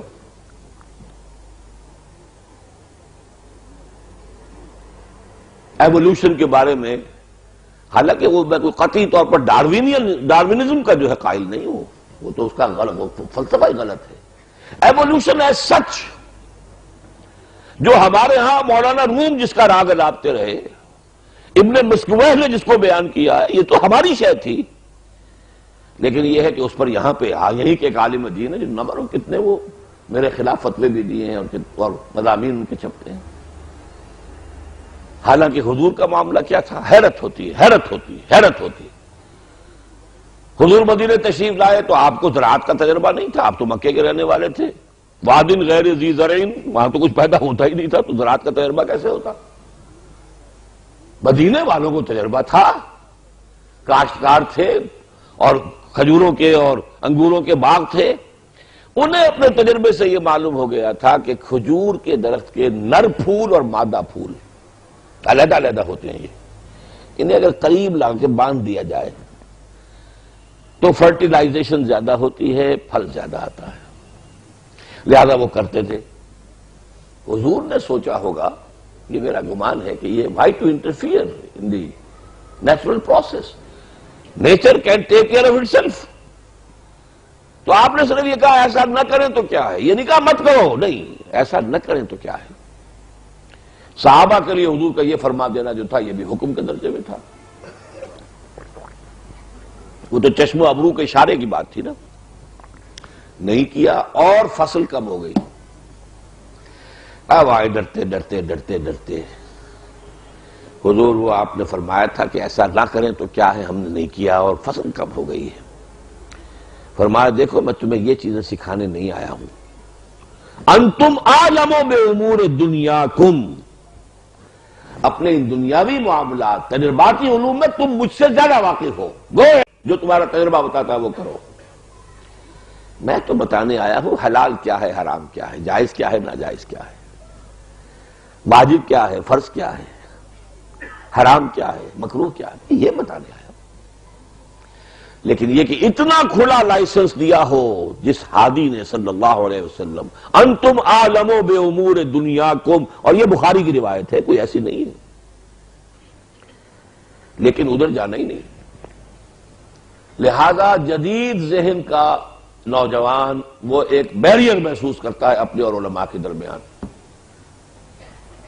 ان کے ذہن کا ڈھانچہ ہی کچھ اور ہے، اس کے کھانے ہی کچھ اور ہیں، اس کا صغرا کبرا ہی کچھ اور ہے، ہمارے ساتھ تو کوئی مطابقت ہے ہی نہیں، تاثیر کیسے ہوگی؟ یہ چند چیزیں ہیں جو میرے سامنے آئی ہیں۔ اب میں دوسری چیز جو عملی ہے، یہ کام تو بہرحال کرنے ہیں، کریں گے انشاءاللہ۔ پہلی بات تو یہ کہ میں نے جیسے عرض کیا، یہ تو آج ہی سے کریں، یہ نہ سمجھیے کہ ایمان ہے میرے اور آپ کے پاس ایمان نہیں، یہ صورت ایمان ہے، حقیقت ایمان نہیں ہے۔ یہ نہ سمجھیے کہ ہم نفاق سے محفوظ ہیں، بالکل نو نو، یہ کہ یہ جہاد اور قتال کا ہم سے کوئی تعلق نہیں، بھائی نہیں، یہ قرآن کی عملی ہدایت کا جزو لا ینفک ہے۔ سنا ایک تھوڑے سے مختلف انداز میں چاہتا ہوں کہ قرآن کی دعوت کا خلاصہ کیا ہے. واٹس دی کال آف قرآن. کیا محسوس کیا آپ نے؟ قرآن آپ کو پکارتا ہے کسی شے کی طرف. کیا ہے وہ؟ دیکھیے ایک لفظ اگر کہیں گے تو وہ ہے عبادت رب. وما خلقت الجن والانس الا لیعبدون. غایت تخلیق ہی عبادت رب ہے. میں نے جنوں اور انسانوں کو پیدا ہی اس لیے کیا کہ میری بندگی اور اطاعت کریں. مکی صورتوں میں کتنے ہی رسولوں کی بات آئے گی، ایک لفظ میں انہوں نے دعوت دی، یا قوم اعبدوا اللہ ما لکم من الہ غیرہ. اے میری قوم کے لوگوں، اللہ کی بندگی اور پرستش کرو، تمہارا کوئی معبود اس کے سوا نہیں. قرآن کی دعوت جو ہے تیسرے رکوع میں سورہ بقرہ کے یا ایھا الناس اعبدوا ربکم الذی خلقکم والذین من قبلکم لعلکم تتقون. اب اس عبادت کا جو جا کر سورہ مومن سورہ زمر میں جو پھر آئی ہے بات، اس کو ذہن میں تازہ کیجئے. عبادت صرف وہ اللہ کے ہاں مقبول ہے جو مخلصین لہ الدین کی کیفیت کے ساتھ ہو. ان اعبدوا اللہ وعبدوہ مخلصین لہ الدین. اس کے لیے اطاعت کو خالص کرتے ہوئے. اب سوچئے اللہ کے احکام کا ایک بہت بڑا حصہ وہ ہے جو اجتماعی زندگی سے متعلق ہے، اور اس میں نہ میں اس پر قادر ہوں کہ ان کو بدل دوں اچانک، ایک دن میں بدل دوں، نہ آپ قادر ہیں. غالب ہے نظام کفر، نظام طاغوت، باطل کا غلبہ ہے، اور میں اس کے تحت رہ رہا ہوں. صرف کچھ فیصد احکام قرآن کے ہوں گے کہ جن پر میں عمل کر سکتا ہوں، ان پر تو مجھے عمل کرنا ہی ہے، چاہے تکلیف آئے، مصیبت آئے، لوگ دقیانوسی کہیں، سوشل بائیکاٹ ہو جائے، معاش کا جو ہے معاملہ تنگ ہو جائے، اپنی بساط لپیٹنی پڑے، لیکن جو بھی پریکٹیکلی ممکن ہے وہ تو کرنا ہے. باقی کا کیا کروں؟ میری زندگی کا 80-85% تو اجتماعی نظام سے وابستہ ہے. اجتماعی نظام میں اطاعت اللہ کی ہے ہی نہیں. معاشی نظام ہے سود، جوا، امیداری، زمین کا سود، رقد کا سود، سود ہی سود. میرے اندر بھی غبار جا رہا ہے، دخان جا رہا ہے حضور کے کہنے کے مطابق. چاہے میں نے کہیں کوئی سیونگ اکاؤنٹ نہیں کھولا ہوا ہے، کہیں میں نے کوئی اوور ڈرافٹ نہیں لیا ہے، کوئی ڈائریکٹ میری جو ہے انوالومنٹ نہیں ہے کسی سودی مسئلے میں، لیکن گندم کا دانہ کھا رہا ہوں تو سود جا رہا ہے ساتھ. کیا میری عبادت مخلصا لہ الدین ہے؟ اللہ کے لیے اپنی اطاعت کو خالص کرتے ہوئے بندگی کر رہا ہوں، نماز پڑھ رہا ہوں، روزہ رکھ رہا ہوں. پھر عبادت کا ایک انٹرنل ایسوٹیرک ایلیمنٹ ہے دعا. الدعاء مخ العبادہ، الدعاء هو العبادہ. اس کے لیے بھی اسے اگلی صورت میں سورہ مومن میں کہہ دیا فادعوا اللہ مخلصین لہ الدین، ورنہ وما دعاء الکافرین الا فی ضلال. اللہ کو پکارو، ضرور ضرور پکارو، قال ربکم ادعونی استجب لکم، لیکن اس کے لیے اپنی اطاعت کو خالص کرتے ہوئے پکارو، ورنہ تمہاری دعا تمہارے منہ پر دے کے ماری جائے گی. قل یا اہل الکتاب لستم علی شیء حتی تقیموا التوراۃ والانجیل وما انزل الیکم من ربکم. اے نبی کہہ دیجئے کتاب والو، تمہاری کوئی حیثیت ہی نہیں ہے اللہ کے ہاں جب تک کہ تم قائم نہیں کرتے تورات کو اور انجیل کو، جو کچھ کہ تمہیں دیا گیا اللہ کی طرف سے. تو یہاں لفظ قرآن رکھ لیجئے، یا اہل القرآن لستم علی شیء. کتنے ہی ہاتھ اونچے کر کر کے یا رب یا رب یا رب، جبل رحمت پہ چڑھ جاؤ اور ملتزم پہ چمٹے رہو، ایک دعا نہیں قبول ہوگی اگر اطاعت کے اندر آپ مخلصین لہ الدین نہیں ہیں. یہ حشر ہو رہا ہے ہماری دعاؤں کا. کتنی قنوت نازلہ سن 71 میں مانگی گئی، کتنی مسلسل فجر میں قنوت نازلہ، حرمین میں دعائیں مانگی جا رہی ہیں، چیخ چیخ کر پکار کر دعائیں کر رہے ہیں. اللہ نے ایک نہیں سنی. 93,000 آپ کا قیدی ہندو کے پاس گیا. عظیم شکست کا کلنگ کا ٹیکا، ملک دو لخت، عزت پاتال میں چلی گئی۔ کوئی سنی دعا؟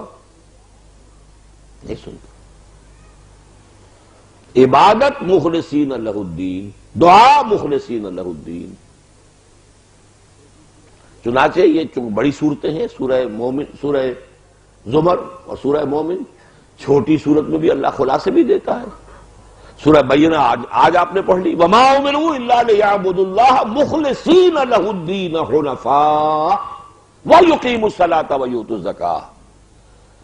پہلی شرط یہ ہے کہ وہ بندگی کریں اللہ کی، اس کے لیے اپنی اطاعت کو خالص کرتے ہوئے بالکل یکسو ہو کر۔ پھر کہا وہ نماز قائم کریں اور زکوٰۃ دیں۔ نماز اور زکوٰۃ بے معنی ہے جبکہ آپ کی وفاداری منقسم ہے، آپ کی اطاعت منقسم ہے، کچھ اطاعت اللہ کی، کچھ جو بھی زمانے کا رواج ہے، چلن ہے، جو بھی ہماری مارکیٹ کے تو یہی اصول ہے، اسی پر چل رہا ہے، دھندا چل رہا ہے، سب چلا رہے ہیں۔ منقسم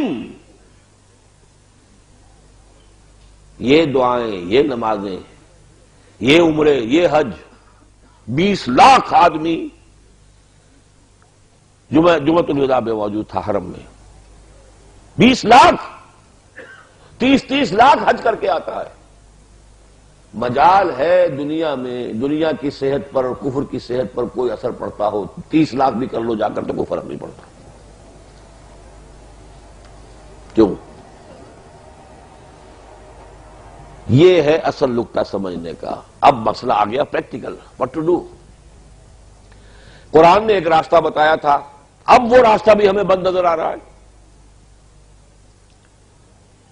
کہ اگر تمہیں کسی ایک مقام پر رہتے ہوئے آپ اللہ کی پوری بندگی نہیں کر سکتے تو یا عبادی الذین آمنوا ان ارضی واسعۃ فایای فاعبدون، اس زمین کو چھوڑو، چلے جاؤ کہیں اور، میری زمین بڑی کشادہ ہے۔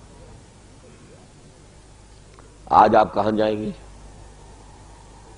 دجالیت جو ہے وہ تو پورے گلوب کو گلف میں اپنے انگلف کر چکی ہے، کوئی جزیرہ تک نہیں رہا جہاں یہ نظام نہ ہو۔ نظام تو وہی ہے، وہ سعودی عرب ہو تو وہی نظام ہے، سودی نظام، تو نظام تو ہر جگہ یہی ہے۔ نام نہاد اسلامی بینکنگ، ہرگز اسلامی بینکنگ نہیں ہے، وہی سود ہے، صرف دھوکہ۔ شراب کے لیبل اس کے اوپر وہ افزا لگا دیجیے، پھر کیا کریں؟ اب دیکھیے اس کو عملی مسئلے کو سمجھیے۔ میری عبادت مقبول نہیں، میری دعا مقبول نہیں اگر میں مخلصین لہ الدین کی شرط پوری نہ کروں، پھر کیا کریں؟ اب دیکھیے اس کو عملی مسئلے کو سمجھیے۔ میری عبادت مقبول نہیں، میری دعا مقبول نہیں اگر میں مخلصین لہ الدین کی شرط پوری نہ کروں۔ اور وہ کیسے کروں؟ اس کا طریقہ ہے، جتنے شریعت پر، دین پر آج عمل کر سکتے ہیں، چاہے فاقہ آ جائے عمل کر سکتے ہیں، کوئی حکومت کی مجبوری نہیں ہے، برقع نہیں پہن سکتی آپ کی بیوی، یہ ترکی میں ہوگا، کہیں اور ہوگا، پاکستان میں نہیں۔ اب اگر نہیں پہن رہی ہے تو مجرم آپ ہیں، who is to blame؟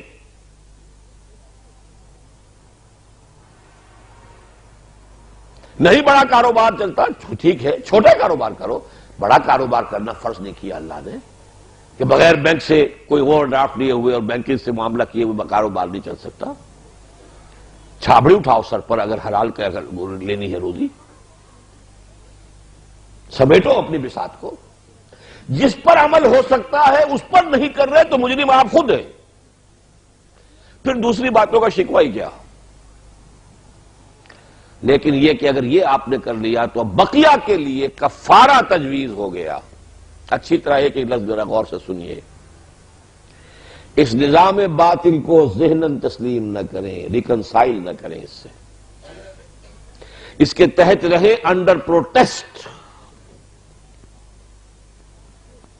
اس میں سے پھلنے پھولنے پھیلنے، پروان چڑھنے، کاروبار جمانے، پروفیشن میں ایکسلنس اچیو کرنے، جائیدادیں بنانے کا، یہ کام نہیں، قطعاً نہیں، بالکل نہیں، بلکہ اپنی اور اپنے اہل و عیال کی منیمم جو ضروریات ہیں زندگی کی، اس حد تک تو اس سے استفادہ کرو، باقی اپنی پوری توجہات، پورا وقت، پوری صلاحیت، پوری قوت، پوری توانائی خرچ کرو اس نظام کو بدلنے کے لیے کہ اس کو تلپٹ کر کے، اس کا تختہ الٹ کر اللہ کے دین کو غالب کرو۔ یہ کریں گے تو یہ کفارہ ہو جائے گا۔ جو گناہ میرے اندر جا رہا ہے، جو گندم کے دانے کے ساتھ سود جا رہا ہے، جو ہوا کے ساتھ جو ہے انہیل میں کر رہا ہوں سود، دخان ہے یا غبار ہے، یہ جو میرا اندر متاثر ہو رہا ہے اس سود سے، میرا باطن جو ہے ملوث ہو رہا ہے، پولیوٹ ہو رہا ہے، اس کا کفارہ یہ ہے کہ اس میں ریکنسائل نہ کرے، اس کی چاکری نہ کرے، اس کو پروموٹ کرنا تو بہت دور کی بات ہے، بہت دور کی بات ہے، بہت دور کی بات ہے۔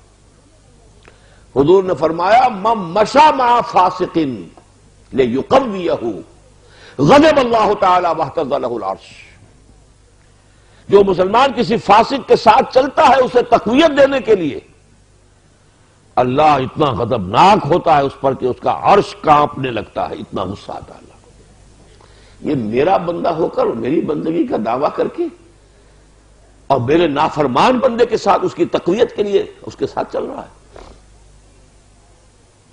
ہماری ساری سیاست اس وقت، چاہے وہ دینی جماعتوں کی ہے، مذہبی جماعتوں کی ہے، اشخاص کی ہے یا افراد کی ہے یا اداروں کی ہے، یہ اسی پر ہے۔ اس کا سہارا، اس کے سپورٹ، اس کا ساتھ، اسی نظام کو ریکنسائل کر کے اسے پروموٹ کر رہے ہیں۔ یہ ہے کفارہ، بندگی رب ایک لفظ میں اللہ کی پکار، اعبدوا ربکم، لیکن فاعبدوہ مخلصا لہ الدین، الا للہ الدین الخالص۔ دیکھو اللہ کو صرف خالص دین جو ہے وہ مطلوب ہے، پولیوٹڈ دین نہیں چاہیے کہ کچھ تو دین اللہ کا ہے، کچھ اطاعت اس کی، کچھ کسی اور کی، نہیں چاہیے، لے جاؤ۔ اللہ بڑا غیور ہے، وہ یہ پولیوٹڈ اطاعت اور عبادت قبول نہیں کرتا۔ یہ میں نے ایک لفظ کے حوالے سے آپ کو بتایا، عملی شکل کیا۔ اب دیکھیے دو الفاظ میں قرآن بیان کرتا ہے تو وہ کیا ہے؟ کیونکہ حال ہی میں آپ ان صورتوں سے گزرے ہوں گے، بہرحال یہاں وہی لوگ ہوں گے جو مختلف مساجد میں بھی کسی نہ کسی درجے میں کوئی ترجمے وغیرہ سے متعلق رہے ہوں۔ دو الفاظ میں بھی قرآن اپنی بات بیان کر دیتا ہے، آمنوا وانفقوا، خلاص، یا آمنوا وجاہدوا، خلاص، دو الفاظ۔ یا ایھا الذین آمنوا هل ادلکم علی تجارۃ تنجیکم من عذاب علیم تؤمنون باللہ ورسولہ وتجاہدون فی سبیل اللہ باموالکم وانفسکم، خلاص، دو چیزیں ہو گئی، ایمان جیسا کہ ایمان کا حق ہے، اور جہاد اللہ کی راہ میں جیسا کہ اس کے جہاد کا حق ہے، جان اور مال کھپاؤ اس میں۔ سورہ حدید سے گزرے ہوں گے آپ، 6 آیات میں اللہ تعالیٰ کی ذات و صفات کا بڑی عظیم سطح پر بیان کے بعد آمنوا باللہ ورسولہ وانفقوا مما جعلکم مستخلفین فیہ، پھر اسی کی تکرار، فالذین آمنوا وانفقوا لہم اجر کبیر۔ اور تمہیں کیا ہو گیا ایمان پختہ نہیں رکھتے؟ وما لکم لا تؤمنون باللہ والرسول یدعوکم لتؤمنوا بربکم وقد اخذ میثاقکم ان کنتم مؤمنین۔ اور تمہیں کیا ہو گیا انفاق کیوں نہیں کرتے؟ وما لکم الا تنفقوا فی سبیل اللہ وللہ میراث السماوات والارض۔ لیکن الفاظ دو ہی ہیں جس پر پوری سورت کا تانا بانا ہے، اللہ پر ایمان لاؤ، اس کے رسول پر ایمان لاؤ، اور کھپا دو، لگا دو، صرف کر دو ان سب چیزوں میں سے جو اس میں تمہیں جس میں خلافت دی ہے۔ تمہارا جسم، اس میں اللہ نے تمہیں خلافت دی ہے، تم خلیفہ ہو اپنے جسم پر، اس پر اللہ کا حکم نافذ کرو گے تو خلافت کا حق ادا کر رہے ہو، اور اب اس کے نفس امارہ کے احکام پر چلنے لگو گے تو تم شیطان بن گئے ہو۔ اللہ اللہ خیر پر لگا دو، کھپا دو۔ بات وہی آ گئی جو میں نے کہی تھی، کفارہ کیا ہے؟ نظام باطل میں آپ رہ رہے ہیں تو جہاد، انفاق، قتال فی سبیل اللہ، یہ آپ کی اس انفرادی عبادت کے مقبول ہونے کی شرط ہے۔ یہ کرتے ہیں تو وہ عبادت جو ہے وہ قبول ہے، ورنہ وہ عبادت قبول نہیں ہے۔ لے جاؤ، یہ کتنا ہوئے دو لفظوں میں۔ انفاق کے بھی وہی معنی، انفاق مال، انفاق نفس۔ جب بذل نفس کا لفظ ہم نے استعمال کیا، جان کا کھپانا، مال کا کھپانا۔ نفقت الدراہم، پیسے مک گئے۔ نفقت الفرض، گھوڑا ختم ہو گیا، ہلاک ہو گیا۔ جان کو ہلاک کرنا، مال کا ہلاک کرنا اللہ کی راہ میں انفاق۔ آمنوا باللہ ورسولہ وانفقوا مما جعلکم مستخلفین فیہ تؤمنون باللہ ورسولہ وتجاہدون فی سبیل اللہ باموالکم وانفسکم۔ مومن کی ڈیفینیشن آ گئی سورہ حجرات میں، انما المؤمنون الذین آمنوا باللہ ورسولہ ثم لم یرتابوا وجاہدوا باموالہم وانفسہم فی سبیل اللہ۔ پھر ان دو باتوں کو کھولا، سورہ حج میں دو آیتوں میں لے آئے، ایک کو ایک آیت میں، دوسرے کو دوسری آیت میں۔ یا ایھا الذین آمنوا ارکعوا واسجدوا واعبدوا ربکم وافعلوا الخیر لعلکم تفلحون۔ یہ ایمان کا انفرادی سطح پر، انفرادی عبادت پر تذکرہ ہو گیا۔ وجاہدوا فی اللہ حق جہادہ۔ دوسری آیت اس سے کہیں زیادہ طویل جہاد پر آ گئی۔ اس پرکار کو کھولا سورہ انفال کے شروع میں، اولئک ھم المؤمنون حقا، وہ ایمان کے وہ ذاتی، باطنی، روحانی، نفسیاتی ثمرات و اثرات، اور آخر میں آ گیا جہاد اور قتال، یہ ایمان کے دوسرے ثمرات۔ دونوں جگہ آیا اولئک ھم المؤمنون حقا، اولئک ھم المؤمنون حقا۔ بندہ مومن کی شخصیت کی تکمیل ہوتی ہے ان دونوں چیزوں سے۔ یہ ہے دو الفاظ میں اس قرآن کی پکار۔ صرف برسبیل تذکرہ، دلچسپی کے طور پہ کہہ رہا ہوں، قرآن کا اسلوب ہے، اس سے ذرا مناسبت ہو جائے۔ چار کا ہندسہ بھی قرآن مجید نے خاص طور پر اپنایا ہے، جیسے سورۃ العصر، والعصر ان الانسان لفی خسر الا الذین آمنوا وعملوا الصالحات وتواصوا بالحق وتواصوا بالصبر۔ چار چیزیں ہیں نا، یہ ایک خاص انداز میں ہے۔ ایک دوسرے انداز میں یا ایھا الذین آمنوا ارکعوا واسجدوا واعبدوا ربکم وافعلوا الخیر لعلکم تفلحون، چار باتیں۔ رسول کے ساتھ تعلق، جس پر میرا وہ کتاب کا ہے، نبی اکرم صلی اللہ علیہ وسلم کے ساتھ ہمارے تعلق کی بنیادیں، فالذین آمنوا بہ وعزروہ ونصروہ واتبعوا النور الذی اولئک ھم المفلحون۔ چار چیز۔ سورہ آل عمران کی آخری آیت، یا ایھا الذین آمنوا اصبروا وصابروا ورابطوا واتقوا اللہ لعلکم ترحمون۔ چار چیزیں۔ یہ گویا کہ اور اس کے اندر رنگ بھرا گیا ہے مختلف اعتبار سے۔ نبی کے ساتھ تعلق استوار کرو تو ان چار چیزوں سے، فالذین آمنوا بہ وعزروہ ونصروہ واتبعوا النور الذی انزل معہ۔ جہاد اور قتال کے میدان میں چار چیزیں، صبر کرو، صبر میں اپنے دشمنوں پر بازی لے جاؤ، صابروا ورابطوا، اور منظم رہو، متحد رہو، مربوط رہو، انٹیگریٹڈ ڈسپلن پارٹی کی شکل میں رہو۔ واتقوا اللہ لعلکم تفلحون۔ یہ ہے قرآن مجید کی دعوت کا خلاصہ جو میں نے اس وقت آپ کے سامنے رکھا ہے۔ شاید کہ اتر جائے تیرے دل میں میری بات۔ دو چیزیں میرے آج تک کے مطالعہ قرآن کا حاصل ہیں، اور میں کسی تعلی کے لیے نہیں، ایسے ہی ایک ذکر کر رہا ہوں۔ جمعیت طلبہ میں تھا، سن 53، کتنے سال ہو گئے؟ 45۔ سن 53 میں جمعیت طلبہ کا سالانہ اجلاس تھا یہاں کراچی میں۔ یہ جو جمیعۃ الفلاح بلڈنگ بنی ہوئی ہے صدر میں، اس وقت تک یہ بلڈنگ نہیں تھی، خالی پلاٹ تھا ان کا، وہاں اجتماع تھا جمعیت طلبہ کا۔ وہاں میں نے فجر کے وقت ایک درس دیا تھا سورہ آل عمران کی آخری آیات کا۔ مجھ پر بھی سرور طاری ہوا تھا اس درس کا، کچھ اس وقت کی کیفیت ایسی تھی۔ 20 برس بعد، 19 برس بعد سن 72 آ گیا، میں کراچی آ رہا تھا، عوامی جو چلتی تھی ٹرین، اور یہ ابھی تو بڑی اچھی ہوتی تھی، اب تو ٹرین کا حال بڑا پتلا ہو گیا ہے۔ تو ایک صاحب سے ایسی گفتگو شروع ہو گئی، شریک سفر تھے، کہنے لگے کہاں جا رہے ہیں؟ میں نے کراچی جا رہا ہوں۔ کس لیے جا رہے ہیں؟ درس قرآن۔ اچھا درس قرآن؟ صاحب درس تو ہم نے آج سے 20 سال پہلے ایک سنا تھا، اس کی لذت آج تک ذہن میں ہے۔ میں نے کہا بھائی کہاں سنا تھا؟ وہ معلوم ہوا وہ میرا درس تھا، وہ میں نے اتنی پہچانے، لیکن میں نے یہ واقعہ اس لیے تذکرہ کر دیا ہے، زمانہ طالب علمی ہی سے قرآن مجید پر غور و فکر کا اور قرآن مجید کو بیان کرنے کا یہ کچھ مناسبت اللہ نے دے دی تھی۔ اور میں اب آپ کو اس پس منظر میں یہ بات بتا رہا اس لیے ہوں کہ آپ کو اندازہ ہو کہ میں جو بات بتا رہا ہوں میری اتنے عرصے کے غور و فکر کے مطالعے کا نچوڑ ہے، یہ جو میں عرض کر رہا ہوں۔ جب دین حق مغلوب ہو اور آپ اس کے تحت باطل کے غلبے کے تحت زندگی گزار رہے ہو،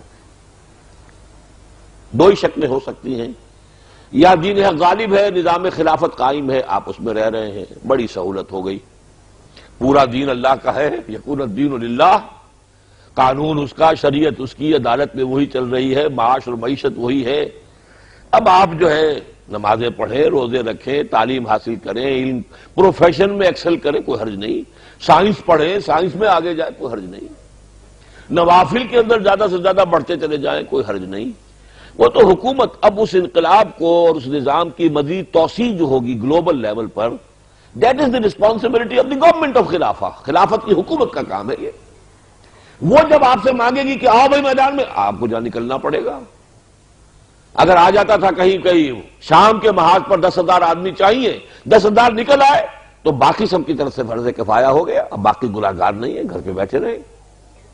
ہاں 10,000 نہیں نکلیں گے تو سب کے سب مجرم ہو جائیں گے، لیکن نظام ہے حکومت کے تحت انڈیویجول بری ہو جاتا ہے، اس کی ذمہ داری ختم ہو جاتی ہے۔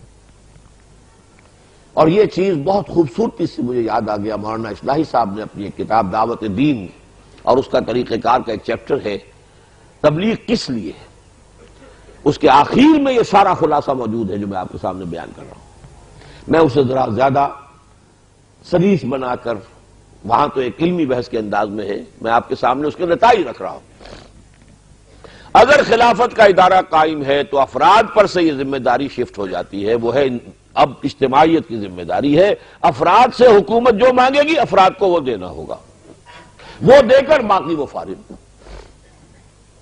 لیکن اگر نظام ہے باطل کا جس میں آپ سانس لے رہے ہیں، طاغوت کی حکمرانی ہے، غیر اللہ کی حکمرانی ہے، اللہ کے خلاف بغاوت ہے، تو اب یہ سمجھ لیجئے اس حال میں اولین اور اہم ترین فرض عین اقامت دین کی جد و جہد اور اس میں جان اور مال کو کھپانا ہے۔ نماز بھی بعد میں آئے گی، میں نے چاہا کہ کوئی شک نہ رہے، میں نے اولین کہا، اہم ترین کہا اور فرض عین کہا، کفایہ نہیں، فرض عین ہے۔ کفایہ ہوگا جب نظام قائم ہو چکے گا، ابھی فرض عین ہے۔ پہلا فرض، اہم ترین فرض، فرض عین اقامت دین کی جد و جہد میں تن من دھن کا لگانا ہے۔ یہ ہے تو نماز بھی ہے تو بہت عمدہ، نور علی نور۔ یہ نہیں ہے تو نماز نہیں ہے، یہ نہیں ہے دعا اللہ سنتا بھی نہیں ہے۔ وہ کون تم؟ Who are you to speak to me? لستم علی شیء۔ کیا کریڈینشلز ہیں آپ کے جو مجھ سے آپ بات کرنا چاہتے ہیں؟ آپ تو چاکری کرتے ہیں میرے باغیوں کی، آپ کی دوستیاں ہیں فساق و فجار کے ساتھ، آپ تو گھستے ہیں، بل کلنٹن کے بل ہی میں گھسے جا رہے ہیں، یسارعون فیہم، انہی میں گھستے جاؤ گھستے جاؤ گھستے جاؤ، تو آپ کی دعا سے مانی دارت۔ میری بات سمجھ لیجیے اچھی طرح، کوئی اشتباہ نہ رہ جائے، میں کہہ سکوں قیامت کے دن کہ میں نے یہ بات کم سے کم ان لوگوں کے سامنے بیان کر دی تھی۔ نظام باطل کے تحت زندگی گزارنے والے شخص کا پہلا، اولین، اہم ترین، مقدم ترین اور فرض عین اقامت دین کی جد و جہد ہے۔ نمبر دو، اس جد و جہد، اس فرض عین کی ادائیگی کے لیے شرط لازم جیسے نماز کے لیے شرط لازم وضو ہے، وضو کے بغیر نماز نہیں، اسی طرح اس فرض سے عہدہ برا ہونے کے لیے شرط لازم کسی جماعت کے اندر شریک ہونا ہے، التزام جماعت، علیکم بالجماعہ، لا اسلام الا بالجماعہ۔ کون کہہ رہے ہیں؟ حضرت عمر فاروق۔ علیکم بالجماعہ کون فرما رہے ہیں؟ محمد رسول اللہ۔ انی آمرکم بخمس اللہ امرنی بہن کون فرما رہے ہیں؟ اللہ کے رسول۔ لوگوں میں تمہیں 5 باتوں کا حکم دے کر جا رہا ہوں، اللہ نے مجھے ان کا حکم دیا ہے، بالجماعت والسمع والطاعت والہجرت والجہاد فی سبیل اللہ۔ اس سٹیج پر وہ آ گئی بات، آمنوا وجاہدوا، آمنوا وانفقوا۔ جماعت میں آپ نہیں ہیں تو اپنے آپ کو دھوکہ دے رہے ہیں، میں دین کا کام کر رہا ہوں، میں یہ کر رہا ہوں، میں وعظ کہتا ہوں، میں وہاں جا کے درس دیتا ہوں، سب کچھ کرتے ہیں آپ، یہ اقامت دین کی جد و جہد نہیں ہے۔ unless you belong to a party، discipline party, اس لیے کہ انقلاب اور تبدیلی نظام کی ممکن ہی نہیں ہے، کوئی احمق سے احمق شخص بھی یہ نہیں کہہ سکتا کہ بغیر کسی جماعت کے ممکن ہے۔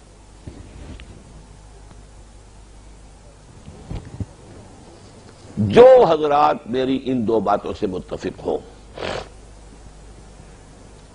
اب یہ ان کا کام ہے کہ جماعت تلاش کریں۔ کوئی جماعت نہیں ملتی، خود کھڑے ہوں۔ کسی کے پاس یہاں پروپرائٹری رائٹس نہیں ہے کہ میں جماعت بنا سکتا ہوں، آپ نہیں بنا سکتے، نو۔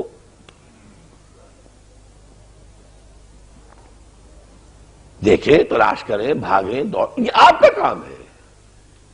اگر تو یہ بات سمجھ میں آ گئی، یہ فرض عین ہے اور اس کے لیے شرط لازم ہے جماعت، تو تلاش کریں گے پھر آپ۔ اس تلاش میں جو بھاگ دوڑ آپ کریں گے، جو محنت لگائیں گے، جو وقت صرف کریں گے، وہ بھی آپ کا جہاد فی سبیل اللہ ہی کے اندر محسوب ہوگا، اکاؤنٹ ہوگا، لیکن وہ سیریس سرچ ہو، سیریس۔ جیسے پیاسا جو ہے پانی کے لیے جس طرح جو دیوانہ وار جب تلاش کرتا ہے، اس لیے کہ اسے پیاس ہے، اگر اپنی فرض ہونے کا احساس ہو جائے تو اسے اسی شان کے ساتھ تلاش کرنا ہوگا۔ اس میں صرف میں 4 مشوروں کے درجے میں بات کہہ رہا ہوں کہ وہ جماعت کیسی ہونی چاہیے۔ نمبر 1، اس کا ڈکلیئرڈ گول ہونا چاہیے اللہ کے دین کا غلبہ، اللہ کے دین کا قیام، نتھنگ شارٹ آف دیٹ۔ علمی کام، درسی کام، تدریسی کام، سماجی کام، اصلاحی کام، تبلیغی کام، نہیں۔ گول، ڈکلیئرڈ گول، نظام کو بدلنا ہے، اللہ کے دین کو قائم کرنا ہے، اللہ کے دین کو غالب کرنا ہے۔ نمبر 2، وہ بہت ڈسپلن جماعت ہونی چاہیے۔ انی آمرکم بخمس اللہ امرنی بہن بالجماعت والسمع والطاعت، یہ نہیں ڈھیلی ڈھالی سی ایک جماعت، کبھی جی میں آیا تو اجتماع میں چلے گئے، نہیں تو نہیں گئے، نہیں۔ ڈسپلن، سم و طاعت، فاسمعوا واطیعوا وانفقوا خیرا لانفسکم۔ سورہ تغابن میں ابھی زیادہ دن تو نہیں ہوئے ہوں گے پڑھے ہوئے اس کو، فاتقوا اللہ ما استطعتم واسمعوا واطیعوا وانفقوا خیرا لانفسکم۔ پورے سورہ تغابن کا آخری لباب اس آیت میں آیا۔ البتہ یہ کہ یہ سم و طاعت 2 طرح کی ہو سکتی ہے۔ ایک سم و طاعت ہے شخصی بیعت کی بنیاد پر، کہ کوئی شخص جس پر آپ کو اعتماد ہو، جس کے خیالات سے آپ متفق ہو جائیں، آپ کا دل گواہی دے کہ یہ شخص مخلص ہے، بہروپیہ نہیں ہے، کاروباری نہیں ہے، دین کے نام پر دنیا کی دکان نہیں چمکا رہا ہے، تو اس کے ہاتھ پر بیعت کریں، شخصی بیعت سم و طاعت فی المعروف، جو حکم آپ دیں گے میں مانوں گا، الا یہ کہ وہ شریعت کے خلاف ہو۔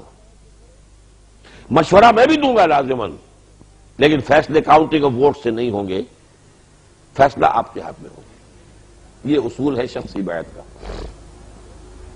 ایک شکل یہ بھی ہو سکتی ہے کہ دستوری نظام ہو جیسا جماعت اسلامی کا ہے، وہ بھی سم و طاعت کا تقاضا پورا کرتا ہے، وہ بھی جائز ہے، حلال ہے، مباح ہے، جائز حلال مباح وہ بھی ہے، لیکن منصوص مسنون معصور یہ شخصی بیعت ہے۔ قرآن میں ذکر ہے تو شخصی بیعت کا ہے، حدیث میں ذکر ہے تو شخصی بیعت کا ہے، سیرت النبی میں ذکر ہے تو شخصی بیعت کا ہے، اور کم سے کم 1300 برس تک تو امت مسلمہ میں اس شخصی بیعت کے سوا کوئی اجتماعیت کسی شکل میں دنیا میں قائم ہوئی ہی نہیں۔ خلافت ہے تو بیعت ہے شخصی پر، اور خلافت اگر غلط رخ پر جا رہی ہے ٹھیک کرنے کے لیے اگر عبداللہ ابن زبیر ہوں یا حسین ابن علی ہوں رضی اللہ تعالی عنہم وہ میدان میں آئے ہیں تو انہوں نے بیعت کی بنیاد پر جماعت بنائی۔ یہ دوسری بات ہے کہ کوفیوں نے بیعت توڑ دی اور دھوکہ دیا، غداری کی حضرت حسین سے، اس کا الزام ان پر ہے، حضرت حسین پر تو کوئی الزام نہیں۔ پھر اگر صوفیہ نے نظام بنایا کوئی اصلاح نفس کا اور تزکیہ نفس کا، وہ بھی بیعت، اب تو بیعت ہی رہ گئی ہے، صرف وہی معروف بیعت رہ گئی، باقی تو کسی بیعت کو دنیا جانتی ہی نہیں، وہی پیری مریدی کی بیعت رہ گئی، لیکن وہ بھی بیعت پر۔ پھر پچھلی صدی میں جتنے جہاد ہوئے ہیں یورپین کولونیلسٹ پاور کے خلاف، سب بیعت کی بنیاد پر۔ مہدی سوڈانی انگریزوں سے ٹکرائے بیعت کی بنیاد پر، سنوسی اطالویوں سے ٹکرائے بیعت کی بنیاد پر، چیچنیا میں امام شامل نے 30 برس تک ناکوں چلے چبوائے زار کی فوجوں کو بیعت کی بنیاد پر۔ ہمارے اس بر عظیم پاک و ہند میں سید احمد بریلوی اٹھے، ان کا اصل ہدف انگریز تھے، لیکن وہ اصل میں پہلے چاہتے تھے کہ یہ اپنا پیچھا مضبوط کر لیں۔